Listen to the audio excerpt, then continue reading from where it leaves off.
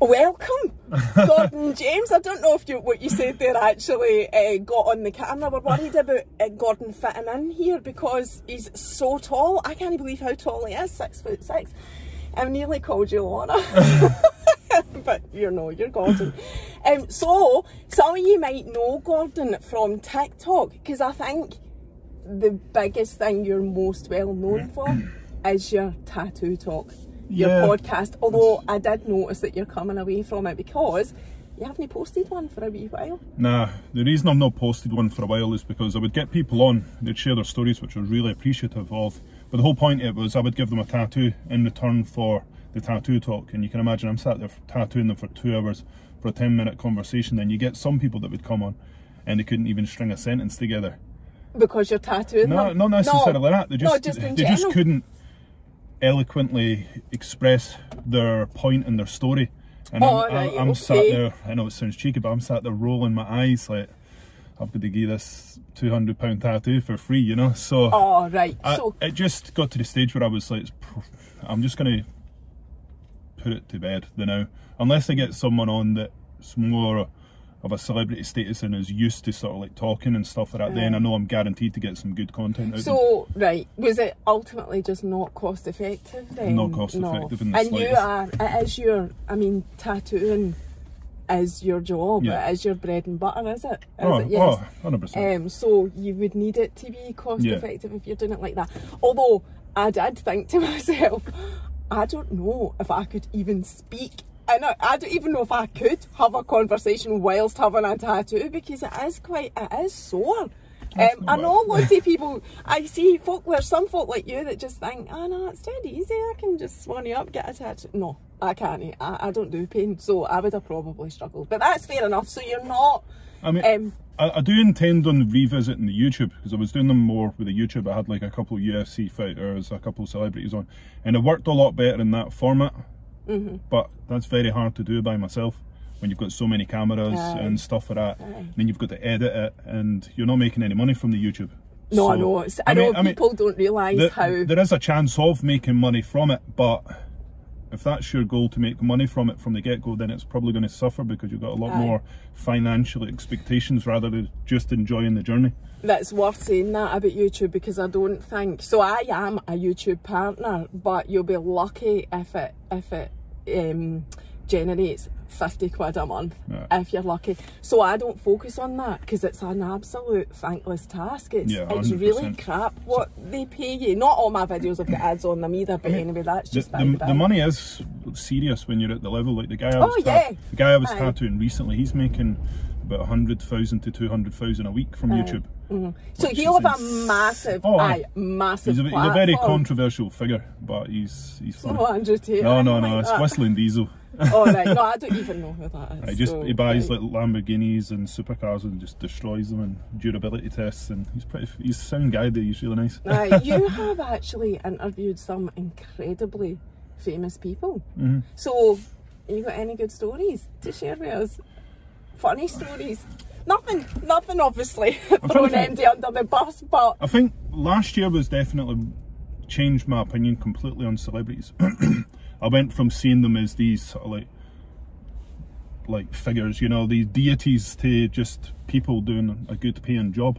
Like when I was with Millie Bobby Brown from Stranger Things. I don't know if you've seen Stranger Things. No, I'm not a fan. The main actor from that, I was in a hotel room with her and her friends and stuff like that, tattooing them with my friend Sketch from Tattoo Fixers, and it just changed my opinion on celebrities and materialism as a whole.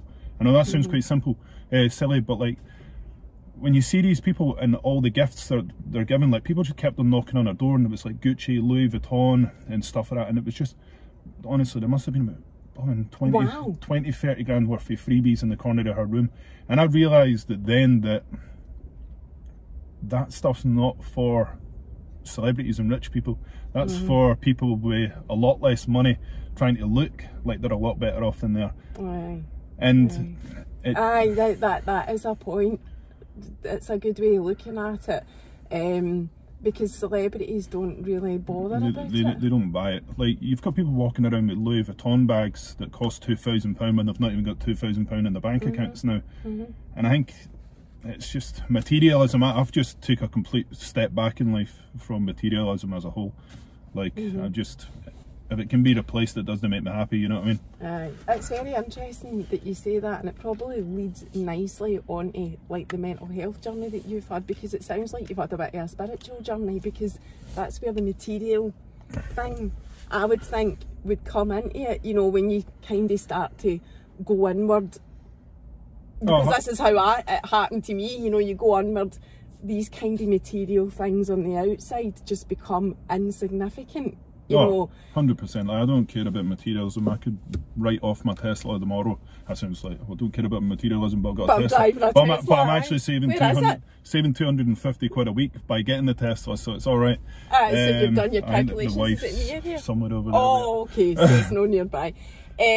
So tell us about your own journey, mental health wise, then, Gordon, because I know you've shared the situation with your family. Are you okay to talk about that? So tell us right from the start, because you have changed as a person. 100%. I'm pretty cold. I seem pretty cold as a guy. I mean, I'm more of a thinker. I'll sit in silence and watch, if you know what I mean. I'm one of the types of people. But obviously, I grew up in a family where my parents were normal people, like genuinely normal people. Like my great granddad. I know that sounds silly, but it's all going to tie in. Like my great granddad was the governor of Tanzania back when it was called Tanganyika.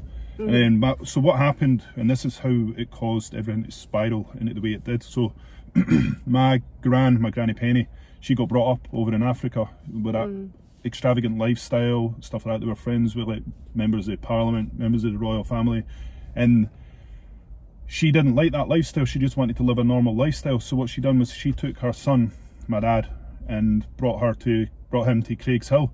And then what happened is my dad grew up resenting the fact that she wanted him to have a normal life because he wanted to have that life.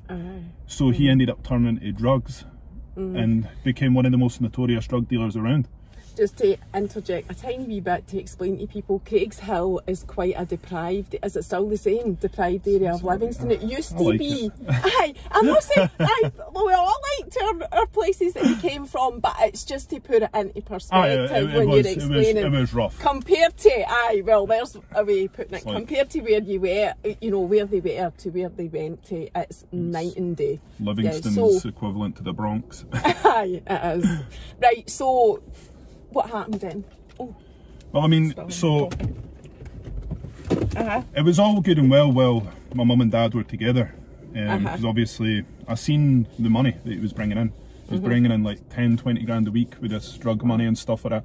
And to be fair to his, what, he was an actual drugs? Oh, he was drug. Like, I'm not joking. He was serious. Is he in the jail? No, he's dead now. But right, okay. That's an obvious story. We'll go into that. Right. Well, this is interesting. So obviously I grew up with that money and stuff like that up until my mum and dad divorced when I was probably around 10, 11, something like that. And then what happened was my mum's obviously went from not working and having all this money to, shit, I've got no money left now. What do I have to do? So this is where my mum started pretending she was ill and just pretending she was ill, bad, I've got this, I've got that, I've got this. And if you tell the doctors these days that's enough, they'll just, it's almost like they just give you it to shut you up. So I went from having all the money and stuff like that to like none, because whenever money came in, my mum would just take it and spend it on herself and not give it to me or my brother. And it's just a weird one how it went like that, because we went from, like, I know it sounds silly, we went from quite a functional household to, that was it, gone. Then, it doesn't sound silly at all. But I was more, I was like the emotional punch bag in the house, you know what I mean? Like, me and my brother went from being just kids to being weapons for my dad. And you see it a lot these days. And people will say that men and women do have equal rights when it comes to the kids, but it's really favoured towards the women. It genuinely is. Like, we got court orders against my dad and stuff like that, and it just messed us up. And then my mum got worse and worse as the more drugs she took from the doctors so that she didn't have to work, and it just went really, really bad from then on. And she became like almost... What age were you at this point? this was honestly, it was like a downward spiral up until my mid-20s, to be honest with you. Your whole childhood, pretty much. And it's just, she just became like this cold, horrible woman, you know, and she got more involved with pharmaceutical drugs. And that's the thing, everyone thinks that pharmaceutical drugs are better. They're not. More deaths come from some pharmaceutical drugs than any other drug on the planet. And they're so bad for her. Like, she kept on taking all these antidepressants, then all of a sudden you go from like having a loving mother to this robot, this emotionless, cold, selfish robot. You know, because like, I remember when there was a time when I didn't have anywhere to stay, and I turned up at my mum's house. It was like 3 or 4 in the morning, usual time to knock on your parents' door. And I knocked her door and I was like, listen, I've got nowhere to stay. I was like, is there any chance I can come in? Because I knew she had a sofa bed up the back of the living room, because that's where I used to sleep. And she went, nah, I've no room for you, Gordon. And I was like, and I had this casserole dish in my hand. I don't even know why I had a casserole dish, right? And I was just like, you're aware? I was like, I'm going to have to go sleep in my car. And she was like, sorry, it's not my problem. And I was looking at this casserole dish, and I was like, I just want to smash it through her window. I remember walking away from her after giving her some dog's abuse and just staring at her window.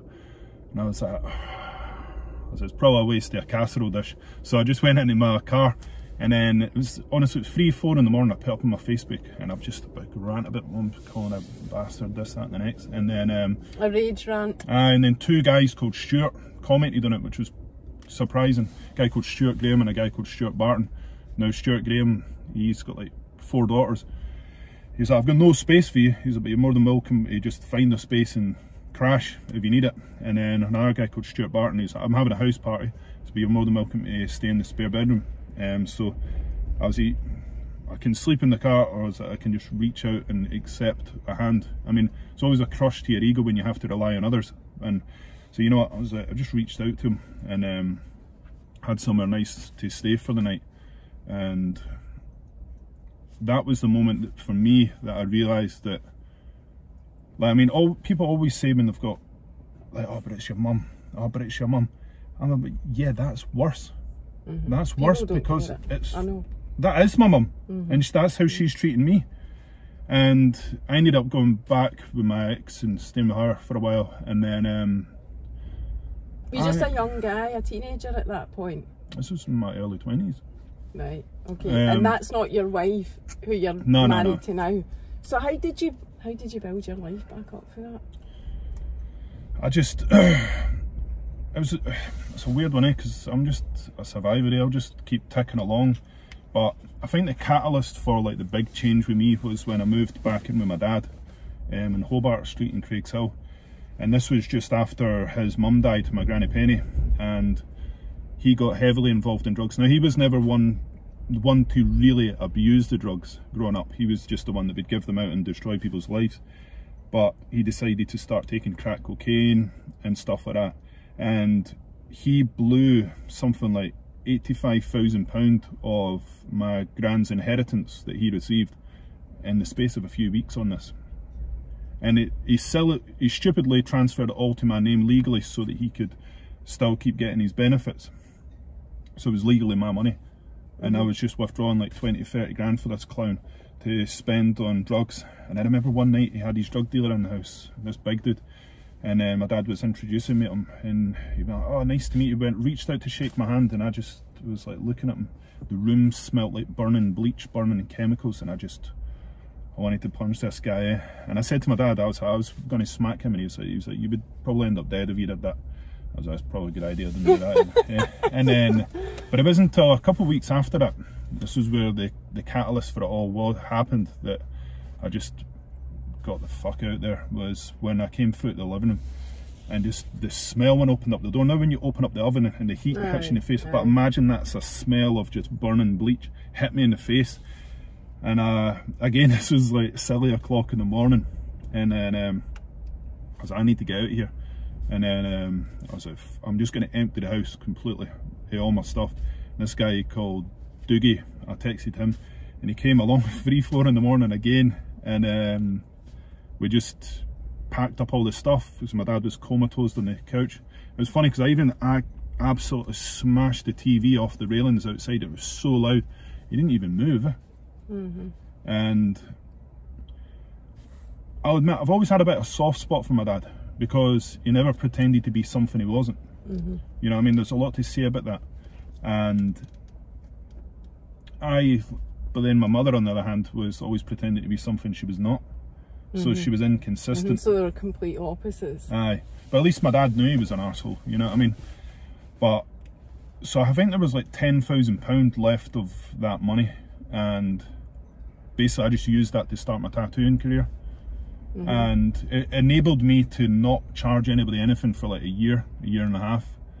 And it just made me able to just tattoo like as much as possible, so I could like fast track my tattoo career. I got nominated for like best UK newcomer, but I was still tattooing at my house, you know what I mean, when I shouldn't even be tattooing at my house. So do you not need to be like specifically qualified for tattooing? Is it basically a skill? That's the bad thing about it. You don't need to be qualified, so that's why there's so many bad tattooists out there. How did you know that's what you wanted to do? How did it even start in the beginning? Were you just into? So I always wanted to get into art. I've always been interested in it, but there's no realistic way of making money with art. Well, let's be honest, there's not. And tattooing was like the most straightforward way of making money. It's like people all want tattoos and people are scared. Artistic people are scared to inflict pain on people, and it's pretty ballsy to do it. So as soon as I got involved in that, my life pretty much just changed overnight, you know. And how did you become like one of the best newcomers? How did you go from that zero to tattooing celebrities? Because Tattoo Talk wasn't the start of tattooing celebrities. You were clearly doing that before you started the Tattoo Talk. Is that right? Yeah, 100%. I've just got more of a, like with me, I know it sounds quite bad, a tattoo, like, and this is where people always go, oh, you should do it for the love, and that's that, but I love money and I love the change that money can bring. So the better I get at tattooing, the more I can charge, and the better my kids' lives are, the better my wife's lives are. And a lot of people like, oh no, but it should be about the art, and I'm like, it's not like that at all. So that's why I realised that if I tattoo lots of celebrities, it'll boost my profile higher. But how did you get into it, Gordon? Just by messaging people on Instagram. Did you? Genuinely, as simple as that. You weren't, but this is like, so was that then part of Tattoo Talk, or was this? No, so Tattoo Talk only happened like, started like a year and a half, 2 years ago. So you met, right, okay, so we'll park that for a minute. You were messaging celebrities on Instagram to tattoo them. Yeah. And that's how you started. Tagging them in posts, comment on their posts. Because this is how I met Hathor Bjornsson, the mountain for Game of Thrones, who I'm now very good pals with. Just commented on his post and said, I'd love to tattoo you. And he said, I love your work. He's like, let's do it. And it was simple as that. And that was how you became a high profile tattoo artist? I just kept on doing that, and it just kept on working. I mean, the more seeds you plant, the more chance you've got of yielding a good crop. And how did you do it? Did you just go take your stuff and go to where on location and do the tattoo? And where have you ever owned a premises? I've got a premises now in Blackridge. Aye. I'll never work for anybody again. Blackridge is near Harthill, where I'm from. By the way, I meant to say that to you. Aye, where I'm from originally, although I had lived in Livingston for 20 years when I was 14. But anyway, so how did you transition then from doing what you were doing it for free, contacting celebrities, charging for that, to opening up your premises? Well, the money for the premises came from the money that was left behind as well, you know. Oh, right, okay. Oh no, in fact, no, sorry. So I was quite lucky with inheritance, like, bless all these deed relatives. But so that money for there enabled me to fund my tattooing career. Then my Auntie Joan, wasn't my Auntie Joan, she was like a married in relative who was married to my granddad, who was the governor of Tanzania. She kicked the bucket, and she was such a nice woman, and she left me 10 grand. So I used that 10 grand to open up the tattoo studio. So my Auntie Joan is like, it's been an absolute blessing. Like, even though I didn't really see her much, but whenever I did see her, like, it's just an incredible woman. Aye. So that was it. You just basically became this well-known tattoo artist from I rinse and repeating, just if the process worked, you know what I mean? It's not broken, don't fix it. Did anything, I'm going to ask you about your whole mental health through all of that journey, but did anything, oh, I forgot what I was going to ask, it was about the tattoos there. Was there any sort of turning point? No, that's what I was going to ask you. Wait, doing the tattoo talk then, changing it into a podcast, I know you're saying, like, looking at it as an, you know, an individual, you know, situation. Each tattoo that you were doing wasn't financially worth your while. Yeah. Did you not get other business from that, though? Were you not getting anything from it? None at all. I mean, I got very good contacts, and to me, contacts are more powerful than brand deals and a grand here and there. So that's genuinely the only reason I like tattooing celebrities, is for contacts. The more contacts, the more, it sounds silly, the more powerful you are. But the way I see it is, like, I've had Noah Cyrus messaging me. She wants tattooed by me. She's Miley Cyrus's sister. And the way I see it is, if I tattoo these celebrities and individuals, if my son grows up to be musically talented, or my daughter grows up to be musically talented, then I've now got a contact and say, what do you think it is? You know what I mean? So this is why I do it the way I do it, because I'm not tattooing these celebrities for money. You don't really make any money from tattooing celebrities because of all the travelling, and once that's been taken into consideration, that it kind of just balances itself out. So how do you earn your living then? Just tattooing. The day-to-day stuff in your studio? Just tattooing. Many days a week are you in there? 6 days a week. Alright, so you're working hard then. Aye. Right, as well as trying to make connections and whatever. Right, so the mental health then, so you've talked about your situation as a child, your mum and dad. What happened to your dad? Well, was that it? So my dad, so I was always still kind of in contact with him. Like, so after, like, I left his house and emptied the place, I bumped into him 2 weeks later down the centre in Livingston, and then I was, oh shit, that's here's my dad. He's probably going to wonder where I've been the last 2 weeks. And he walked up to me, he's out, he's facing drugs, and he's like, where were you last night? And I was like, I was at my mate's. He's like, alright, I'll see you later, and walked away. And I was like, fuck. No, I was like, that must be some good shit that he's done. Like, you know what I mean? I was like, Jesus, it must be good.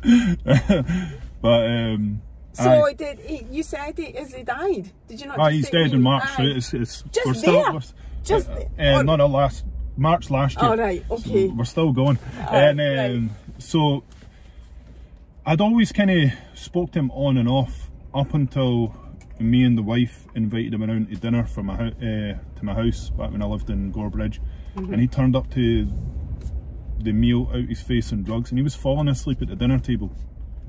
And as he was asleep, I said to my wife, I'm going to take him home, and I was like, I'm never going to speak to him again. You can be around me with drugs all you want, but you do that to my kids, and that's a different level. That's a different level.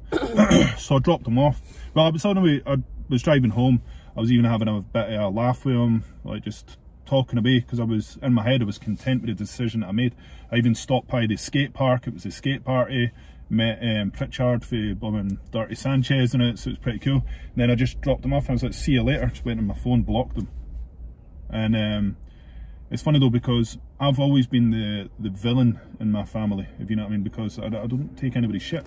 I don't care if you're blood related or not. Like, I don't see why I need to put up with more crap from someone just because a series of unfortunate events have landed me with the same DNA as someone. You know what I mean? People need to look at it from this perspective that it's worse for them to do it to their own child. So I agree. So I didn't speak to him for years, and then I caught wind last year that he was dying of brain cancer. So I reached out. Well, I said to my brother, ask him if he wants me to go up and talk, because at the end of the day, you're never going to regret giving someone the opportunity to say what they've got to say on their deathbed. You know what I mean? But by me not saying anything, I could have regretted it. At the end of the day, if I reach out and he told me to bugger off, then at least I tried. I'm not going to regret that. Fine. But I went in and went to see him, and I went to shake his hand, and he couldn't lift his arm because his right side was paralysed, and I was like, oh fuck, I feel like a dick now. And we were just chatting, and I was like, do you realise, I was like, why I cut you out completely? I was like, you turned up to my house out your face on drugs. And up until this moment, he had always been saying that I was in the wrong. And this was like 6 weeks before he died, and he was like, I was in the wrong. But it's just a shame that it took him till he realised that he was dying before he realised that he was in the wrong. You know what I mean? I was like, you've been making me out to be the villain this whole time. I was like, when I'm just protecting my kids. Did you get any closure from it? No, definitely. I mean, it was weird because over the 6 weeks, so he went and got, what's it called, when they sort of like, they do the radiation directly on the oh, I don't know. Radiotherapy. So he got radiotherapy done on it. Oh, right, okay. So I went from being able to have a conversation with him quite quickly to 2 days later he could barely string a sentence together because it caused swelling in his brain. And so he couldn't really speak, it was just me doing the speaking and that. And I remember, like literally a week before, he was sort of like sat semi-conscious, and I kissed him on the forehead and I said, "You stupid bastard." I was like, "You have wasted your life with drugs." I was like, "When you could have been in my kids' lives," you know what I mean? And I did take my daughter up to meet him and my son, and I was just like, what an idiot. Like, I've got no, like, this is where my heartlessness comes from. I can't stand them. How dare you? Like, the chances of you being born were 1 in like God knows how many, like trillions, and you're going to spend that out your face on drugs just because you feel sorry for yourself. Like, to me, that is such a waste of life. I mean, you only get one chance at this life and you're going to spend it not even being attached to reality. Like, how dare you? And that's where my hatred for it comes, you know. Like, I think your experience makes that understandable. Do you know what I mean? I think only you can speak for your experience, and that's what this is about, and you're entitled to feel like that, you know, from your experience. So, you know, that's it. That's the situation. So what about, so that's him, and I'm going to ask you about how you think it's affected you moving forward, but what about your mum? When, is she still alive? She's still there, aye. Right. She was there when my dad was dying, and my mum's the type of person, if you've been to Tenerife, she's been to Elevenerife, you know what I mean? Yeah. Do you think your dad's situation's affected you more than your mum's? I mean, him dying is, I'll be honest with you, it's not really bothered me, because when you've been out of someone's life for so long, just because you dip your toes back in doesn't mean that this flood of emotions is going to come back, because I was that content with the decision I made originally. Yeah, you know what I mean? But she was there, and she's the type of person that even though that he was on his deathbed with all these tubes hanging from him, she still made it about her. You know what I mean? And I'd always said that I would keep the door slightly ajar for her up until my dad died, because if she ever waited for my dad to die before trying to make an effort, the door's completely closed. And so what we done was we did a direct cremation with my dad, and he didn't have it. These aren't friends anyway. Any person that's willing to watch you die with drugs is not a friend. And so we did a direct cremation. We took him over the bridges, and we scattered him somewhere nice. Quite bad though. My brother was scattering these ashes, and I walked up to him. I was like, "Excuse me." I was like, "Can I get a gram?" And and he spilt them on the floor. But oh my God! But that's my way of dealing with things, humour. But my mum was there as well. She didn't appreciate the top tier banter, and she walked away. But in the car on the way home, I was like, I just sort of like went to town on her, and I just said, I was like exactly what I said a minute ago. I always said that if you waited until he died, because she was so obsessive over him, because he didn't want her back, but she just forced him to stay in her life. And then while I was telling her that, she was just sat on her phone playing a game. And this is how like away with the fairy she is. I said, "You sat on the fucking phone back there, what are you doing?" She said, "Oh, sorry," and put her phone away. I was like, you know what, I was like, I dropped her off, and just as she was like, "See you later," and I was like, "The next time you see me will be at your own funeral." So you've not seen your mum since last March then? No. How do you think all of that has affected you? What kind of person are you now, do you think, as a result of all of that, and how you feel about it all? It's more, do you look at that, do you ever think about it? It's more like with me, because of the way my family have been my whole life, it's made me weary of anyone that comes into my life.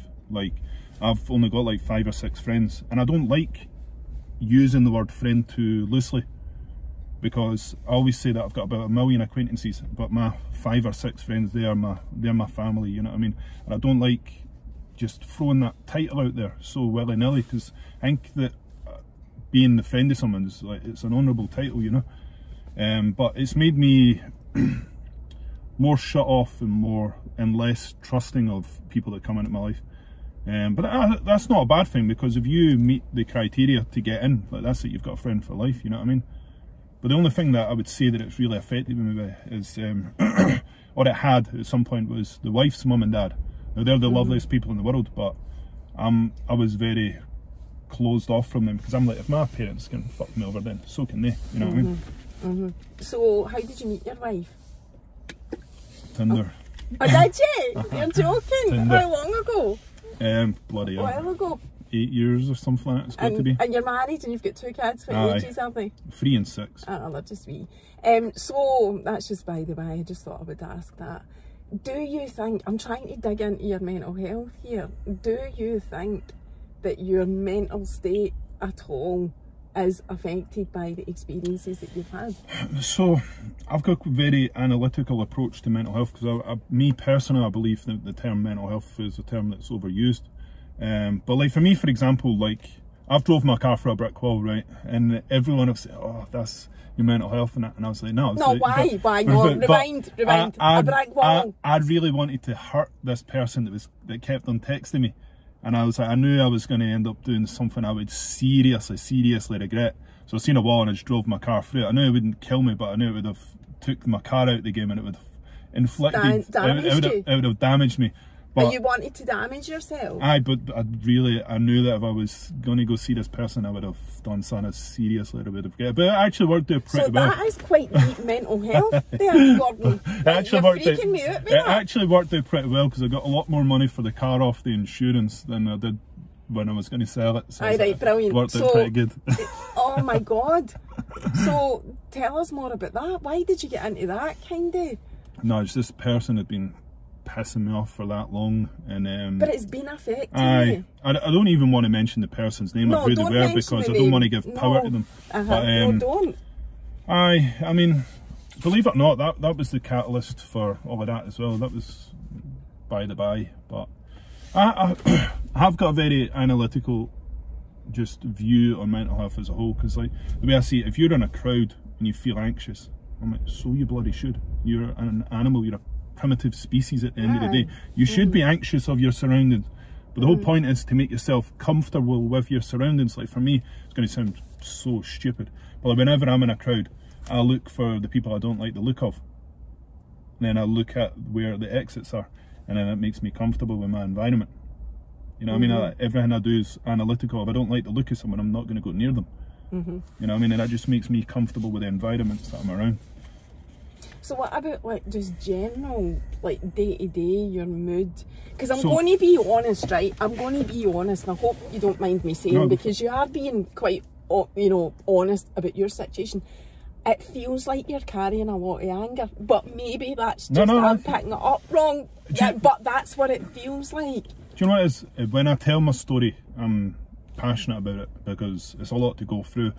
But as a whole, I walk around in my day-to-day life in just perfect neutrality. I'm not happy and I'm not sad. And the reason for that is I believe that if you go around trying to make yourself happy all day, when you crash, you're going to crash a lot harder than someone like me that's just takes his happiness when it's there, takes the sad moments when it's there.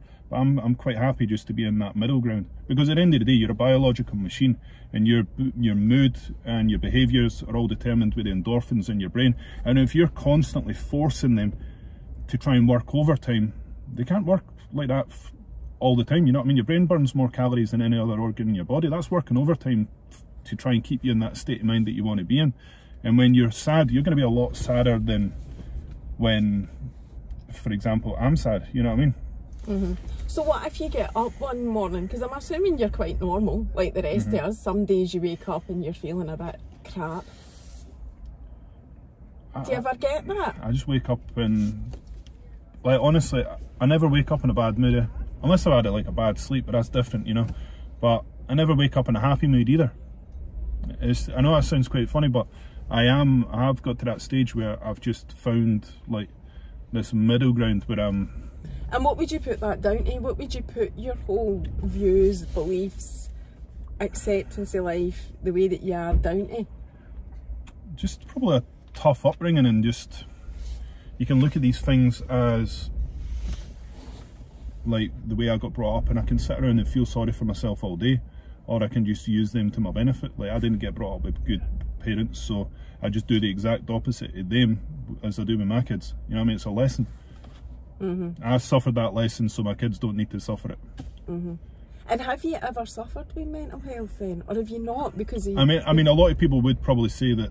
I mean, driving your car through the wall is probably mental health. But, But the thing is, though, like mental health is such a wide spectrum that I don't think that I can go. It's mental health. I was very, very, very down that day. You know what I mean? Like the whole car journey home, I would see a wall, I'd get butterflies in my belly because I was like, I'm going to smash that through the wall. And then I literally got to the end of the road and I was like, there's no more walls. I was like, fuck it, and just smashed it. Aye. And what happened to you? I don't even know, I wasn't even that injured. Just I remember I broke down crying, to be fair, because that was like I finally let this flood of emotions out, you know. And then I went to the hospital and I was sound. I didn't really get. And what about the police and the emergency services though? Were they not concerned about you and your state of mind and what just happened? I just lied and said that I slid on diesel. And they accepted that? And that was in the UK? I'm glad they did, because the insurance wouldn't have paid it. And that was in the UK? Oh my god. Have they... Right, what else do you want to talk about then? I mean, like, I think, so see how, I always say that I've got a bit of a controversial opinion on mental health as a whole, because we're in a world where everyone's so wrapped up in social media, so wrapped up in materialism, that whenever they do feel down, what do? They go on their phone and they look at all these people pretending that they're portraying this happy lifestyle, that they're just like anybody else. And I think one of the reasons that everyone's the way they are is social media. It's materialism. They go out, they buy a bag that they can't afford, get that dopamine rush, and then when they realise when they get home, oh, I've kind of got over that initial hype. I've now got the dopamine crash, you know what I mean? Like, and it's just, I think social media is a big part of why everyone's the way they are, and why they're all saying they've got mental health problems, is because everyone's searching for happiness in the wrong places. Nobody's content with themselves, so they try and mask it with materialism. Like, I mean, every single person in this car park has got a car on finance, a PCP, meaning that they can't actually afford the car that they want. You know what I mean? Remember the days when you would just buy a £500 car and you'd be happy with it? The reason those finance deals were brought in, being of a particular background, was to allow people to afford cars like that. That was why they brought in those type of finance deals. It'll benefit the company more than it'll ever benefit the people at the end of the day. Because when they get to the end of their finance deal and they've got £4,000 negative equity, they'll transfer that to the next car, then that negative equity will add on to the next car. And then, everybody's got negative equity, depending on what they put in. But I see your point, right? We're kind of losing track here. I see what you're trying to say about the whole material. So, is your view, because obviously I suffer with mental health anxiety. I'm not, you know, not to the extent, there's different levels, it's a spectrum, I realise that, so I don't want to try and make it here that I'm, you know, on any sort of level that, you know, I'm not, is what I'm basically saying. But I have suffered severely with anxiety, but that comes from my childhood. That is a direct result of the childhood that I had. So, but I've already said to you that material things, you know, again, as I sit here in my nice car, aren't things that make me feel better. They're no things that I'm as bad. I did used to be. I know exactly what you're saying. I did used to be that person. But I'm not now. So how would you categorise it for me now then? Because, like, I've done loads and loads of work on myself. I'm very spiritual. I'll continue to do work on myself because I wouldn't actually be able to function on a daily basis if I didn't. So what would you say? Well, most people as a whole aren't willing to work to get where you want to be or where I want to be, and they seem to think that this lifestyle and that come along a lot easier than what it does, because they see people on social media like, how's she got that car now, you know what I mean, while they're working in Tesco's, you know what I mean. You're never going to get that while we're working in there. Now you're going to be so miserable about your job because you're comparing it to someone else's lifestyle. I see what you're saying is actually what's being portrayed on social media is the point you're trying to make. And I think as well, like, it's just, when I look around these days, like, the vast majority of people are out of shape. And I know that sounds quite bad, but that's also linked to mental health. And it's going to be hard to, and that sounds horrible, like we're getting into a touchy subject with a lot of people, but it's hard to feel happy in yourself if you're like 8 stone overweight, you know what I mean? Because the obesity in the UK is now at 60%, which means there's a lot of people out there more unhealthy than they are happy. And if your body's like that, you are a product of what you put into yourself. And if your body's looking like that, your brain's not going to be looking good either. And I mean, we can all say body positivity. Like, I love body positivity. I want people to be happy in their body, but what I don't like is people promoting a bad lifestyle under the guise of body positivity, because you never see morbidly obese grands or granddads, you know what I mean? And it's just, I think everyone needs to take a little bit of accountability, because if you look good, you're going to feel good, you know what I mean? Like, I always feel good, I'm always in good shape, and I just think everyone needs to sort of like stop pretending to themselves that they're happy when they're like 8 stone overweight, you know what I mean?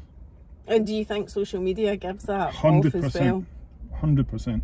I've never really thought of that deeply, I must admit. Have you ever been overweight? I've been overweight, I've been underweight, and I was miserable when I was underweight, and I was miserable when I was overweight. Then I got in shape and I got myself into the gym. And now you're happy with yourself? Aye, I mean, you're never going to be happy with yourself, like, because it's just the way it is. But I think never being happy with your body also keeps you accountable for your body, if you know what I mean. Because we're never going to be completely happy with our bodies, are we? You know what I mean? You were right when you said you've got some controversial views, but you're entitled to your view. I said that to you, and I'm like, I want to say that you're entitled to your opinion. But that shouldn't be controversial. No. Aye, but I'm getting you to trip up there. Aye, but I feel my gut instinct is a wee bit, because it is a judgment if you've not been 8 stone overweight. Do you know what I mean? So I'm thinking, right, I'm trying to put myself in the position of what you're saying. I'm all for body positivity as well. I do think there is a link to mental health with a lot of it, but again, the reason I'm giving a bit of I don't really know how to reply to this is because I've never been in that position. So unless you're somebody that knows and can speak for a point of view of, you know, being overweight, blogging, talking about it, whatever, I think it's difficult to be specific like about the reasons for it, because there can be loads of different... on both ends of the spectrum. And while I feel like there's body positivity and there's body delusion, I call it. And the body delusion is people running around out there that are so overweight, pretending that they're happy. And I'm like, but your day-to-day life is going to be a lot harder than someone that's in shape, you know what I mean? So you're never going to feel good about yourself. And how's about, instead of blaming the world and your surroundings, like the fact that you can't fit in a plane seat, or the fact that you can't fit on a blooming one-seater chair, like, why not just take some accountability for the shape that you're in? Because if you are truly happy with your body and your body positivity, then surely you would want to get in shape. And if you're that content with the decision that you've made to be that way, then you should be accepting of the problems that come with it. Because at the end of the day, I don't go around moaning that I can't fit under most door frames. It's just, it is what it is. So that's quite a strong view you've got there on body positivity. Well, I say body positivity is for people that have things that they can't change. So if you're born with genetic defects, abnormalities and stuff like that, I think that that's what body positivity is for. People that have been involved in car crashes, not something that you can change and probably should change because I feel like you owe it to yourself, your loved ones and your family to be in the best physical shape that you can be in. And everyone's all body positivity up until they're on their deathbed or they've had a heart attack or a stroke. Like, one of the second causes of death in the world is obesity. And we can sit around and pretend that it's all right, but when you look at the statistics and you look at the facts, it's the second leading cause of death, second to smoking. So where do we go from that? Do we keep encouraging it? So what you're saying then, so I'm trying to get my head around just even what you're saying about mental health. I don't have anything else to say on what you're saying about body positivity, because I kind of don't have that much an opinion on it, purely because I don't know the experience. And you're using quite a broad brush. You know, you're saying about everybody almost that's a certain way is blaming the world and all these things, and I just think everybody's individual story might be a lot different to that. So that's the only reason that I'm not sitting here going, yeah, I totally agree with you, understand. Whatever. But so what you're saying about mental health and everything you're looking at, because it's quite a different view to anything that I've ever heard before in my car, certainly. I'm just very analytical, and I'm the type of guy that if I don't like something, I change it, whether I want to change it or not. You know what I mean? Like, I didn't want to cut my parents out, but I cut them out. I made that logical decision. Everything I try and do is logical, no matter how much it hurts me. Like, cutting out my parents wasn't good, but it was the best logical thing to do. When you give someone countless amount of chances throughout your entire life, I personally don't feel you need to justify that. I come from a very similar, albeit the circumstances weren't the same, but I come from a very similar situation and view, so I get that. You don't need to justify that, and most people that follow me know how I feel about that as well. And what you said, something I do agree with, is that just because somebody can, you know, say that they're your family, whichever member of family that is, does not give them the God-given right to be a certain way or whatever to you. Like, I do agree with that. You know, I'm living proof of that, so I do agree with that.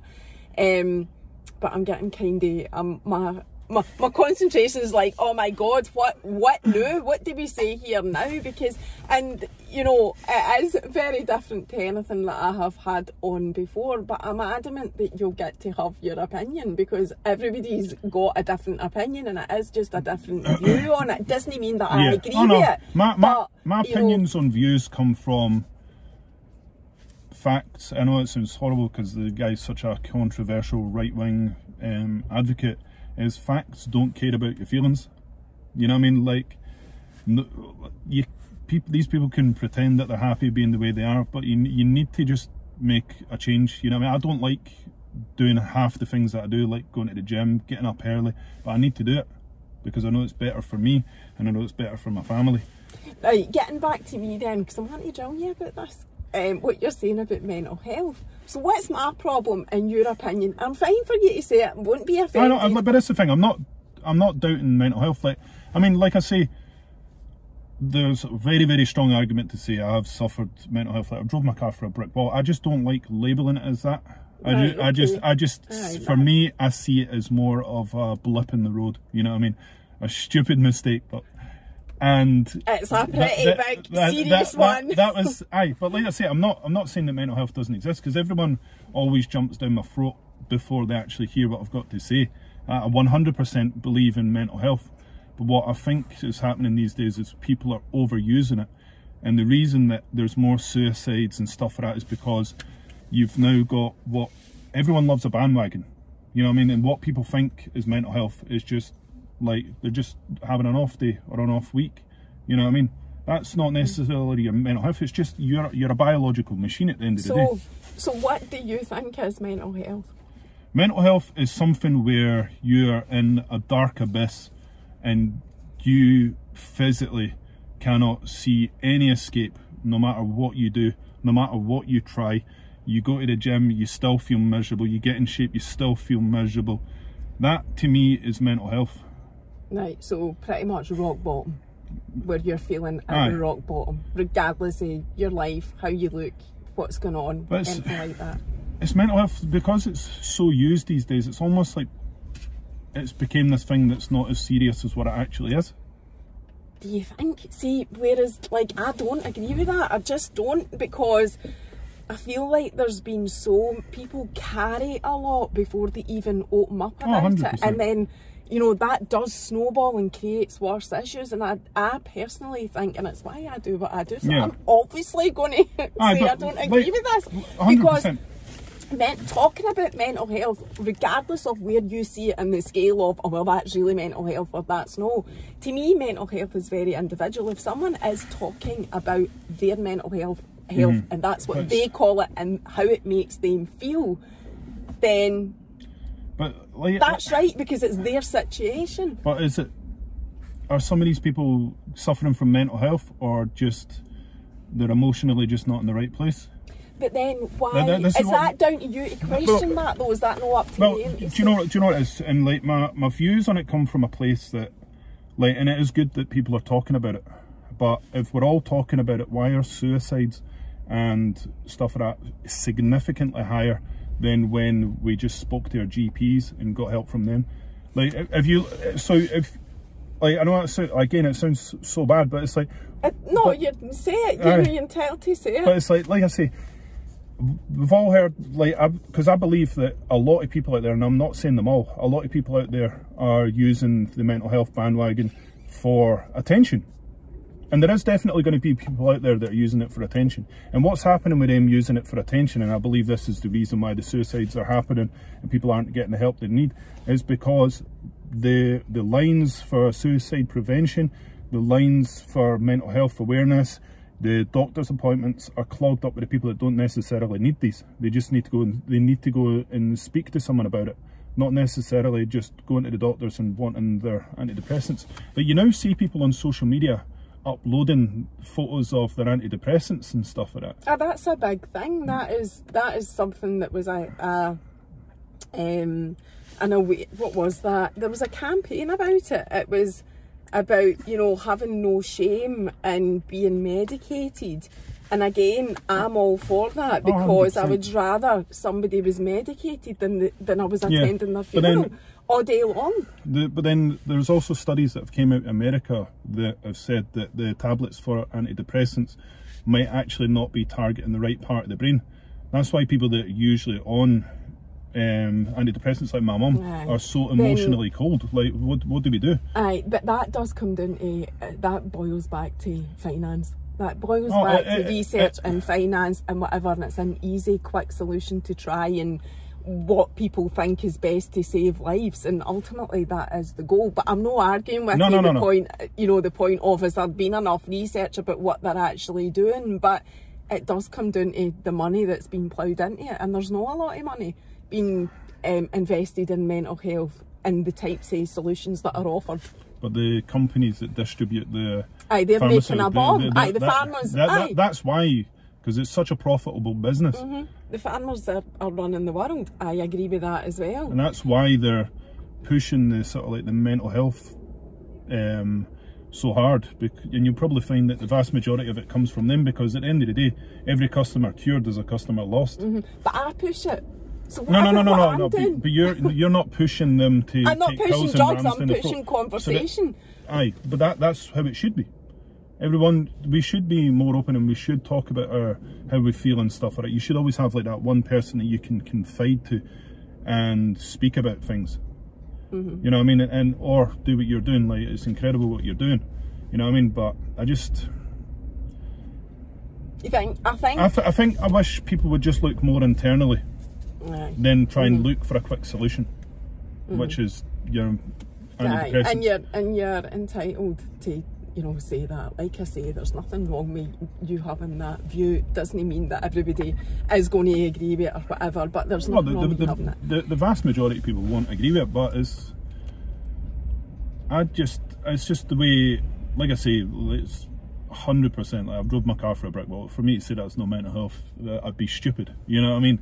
But well, I'm glad that you realise that, because that is, I mean, and I'm no mental health expert, I'm just some moth of the knoll that talks about it, right? It's definitely, but it does sound a bit, you know, scary, so I'm glad that you recognise that. The whole anger thing, are you carrying anger? Oh, I'm carrying anger, like, see when my anger comes out, which isn't very often. In fact, it's very rare. I think it's been 4 or 5 years since I let my anger out, and that was with 3 guys that just wanted to fight, and I was like, you lost it. I'll never hit first, but they all had a wee trip to the hospital. I was all right. Right. So what else was I going to? I've got a million things flying through my mind here. That's why I keep losing track. I was going to ask you something else about mental health. Have you ever had to have any therapy, sessions? I did go to a therapist once, and I didn't gel there at all. Like, and that is a thing. No, that's a thing. I have been to therapists in the past that I didn't. That's the thing about finding a therapist, though. You need to find one that you are. It's also expensive to find one. That's the other thing, aye. But that's where social media is. Aye, no, 100%. Because you can know from looking at somebody.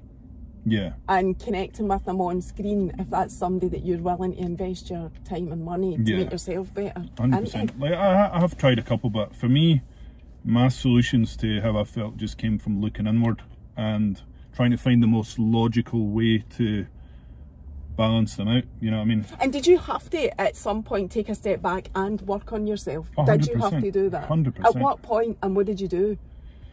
Well, like, there was a time where I remember when I was staying with my dad, I didn't have any money for food. I literally didn't have anything. And when you've got nothing, you're starving and you're feeling terrible and you've got nothing, like,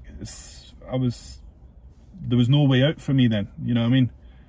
And I had to borrow £5 off my dad, and it's like, how the hell am I going to get myself out of this slump, you know what I mean? I was like, the only thing I'm good at is art. And I was a member of this bodybuilding forum when I was very, very underweight. I think it was like 10 stone for my height. And I don't even know why, I used to just upload images of my artwork to this website.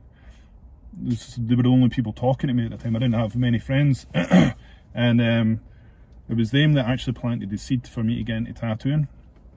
So this woman called Zara Leone, she messaged me and she was like, how much is a tattoo kit if you want to get into it? And I was like, so I don't know, like £300–400, something like that. And then she's like, if I transfer you the money right now, she's like, will you go buy me that? Will you go buy that and just pay me back? And that was like the first step. I missed that whole section out, but that was like the first step into me kind of getting into tattooing, was this random woman just reaching out to me and offering that helping hand. And how does that link into your mental health? Because you can sit there in this dark abyss, or you can attempt to reach out and just test the waters. Is that going to make me feel a little bit better? You know what I mean? Because everyone thinks that they've got no one to speak to, but that's because they subconsciously don't want to speak to someone. Even just by putting something up on social media like what you're doing, it might inspire people to reach out and talk to someone. Like that's what helped me, was realizing that there was solutions to being in this dark abyss. Like once you hit rock bottom, there's no lower you can go. So you might not want to, and you might not feel like you want to, but reach out and you will genuinely be surprised of the outcome. Well, I agree with that. I definitely agree with that as well, and I'm glad that you've said that. And would you say that that is the thing for you, where you have been, you know, regardless of all your, as you said, controversial opinions? But like I say, the one thing I never pretend to be is anything but myself. I'm the type of guy that that's admirable. I'm the type of guy that when you're with me, you never need to worry about me saying anything bad behind your back, because I've already said it to your face. Because I'm the type of guy I would rather give someone honest truth than sugar-coated bullshit to protect their feelings. If I think that tough love's going to benefit someone, I'll give them it. But if I feel like being more attentive and a softer approach will be more beneficial, then I'll do it. You know what I mean? But so you have got that level of emotional intelligence to know. Oh, 100%. I've not got much emotions as a whole, but I say a lot of people aren't going to like what I say about what I've previously said, but just listen to what I said and actually listen to it instead of just making your conclusions before you've heard the whole story. And that there might be something that radiates with you a lot better than maybe some other approaches, because there might be some people out there that do need just some tough love. And that's, you're entitled to think that as well. Is there anything else that you want to say before we finish? Have you covered everything that you did want to say? I've probably covered everything. We'll wait for the comment section. Aye. Well, thanks very much. As I always say, it's not just my opinions that count when it comes to mental health. It's, you know, it's a safe space for everybody, and so long as you're not actually harming anybody, that's 100%. The most important thing, and you're not. Like I say, reach out and speak to people. And aye, that's it. Okie dokes. Well, thanks very much for coming on. I appreciate it. Bye.